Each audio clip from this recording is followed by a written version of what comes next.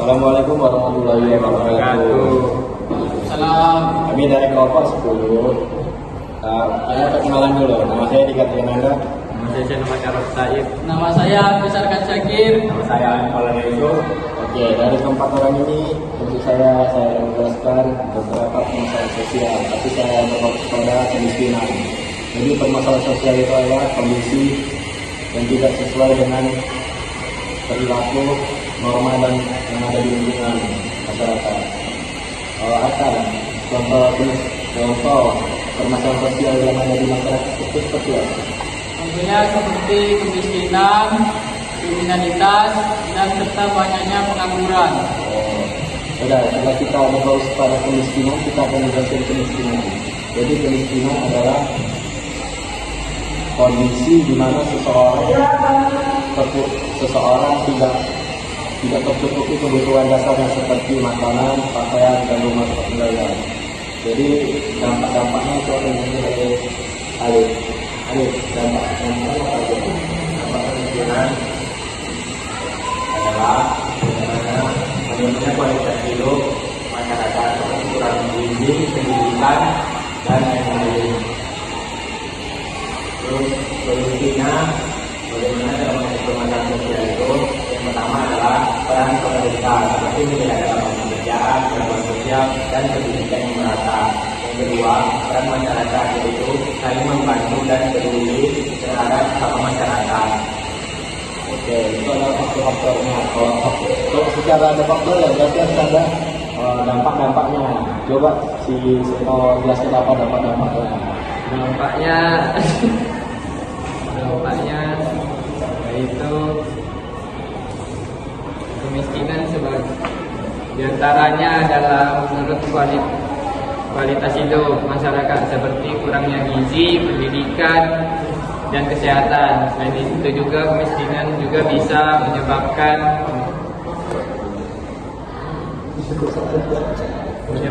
meningkatkan angka pengangguran dan kriminalitas bahkan dalam jangka panjang. Kemiskinan bisa menciptakan lingkaran masalah yang sulit diputus, di mana generasi berikutnya juga mengalami hal yang sama. Oke, itu dari kata Isi.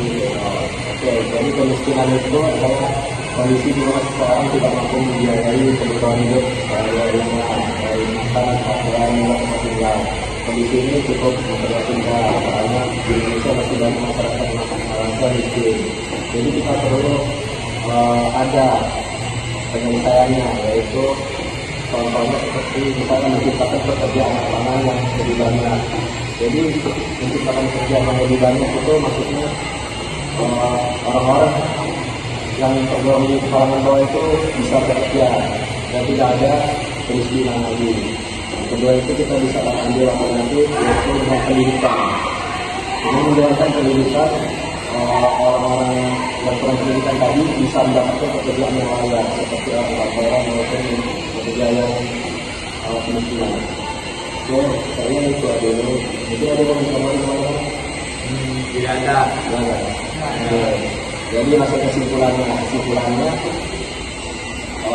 permasalahan sosial itu tidak hanya terjadi permasalahan sosial itu tidak hanya terjadi di masyarakat, tapi juga di diri sendiri. Permasalahan sosial yang kami ambil yaitu kemiskinan kondisi yang tidak